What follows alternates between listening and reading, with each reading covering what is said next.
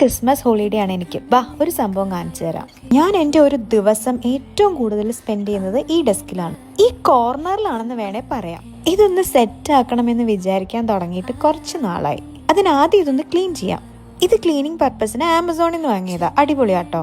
ഇത് ഈസി ആയിട്ട് ഇൻസ്റ്റാൾ ചെയ്യാൻ പറ്റുന്ന ഒരു വാൾ റാക്ക് ആണ്. ഇതൊരു ഡിസ്പ്ലേ ബോർഡാണ്. രണ്ടും തേമൂന്ന് വാങ്ങിയതാണ്. പിന്നെ ലാസ്റ്റ് വീഡിയോയിൽ കാണിച്ച ഈ സ്റ്റിക്കേഴ്സ് കുറച്ച് ഞാൻ ഈ വാളിൽ ഒട്ടിച്ചു. ബാക്കി ഞാൻ ഈ ഡിസ്പ്ലേ ബോർഡിൽ സെറ്റാക്കി. ഈ ഹെഡ്സെറ്റും ഗ്ലാസും നമുക്കിവിടെ ഹാങ് ചെയ്തിടാം. ഈ സംഭവം എനിക്ക് ഹസ്ബൻഡ് വാങ്ങി തന്നതാണ്.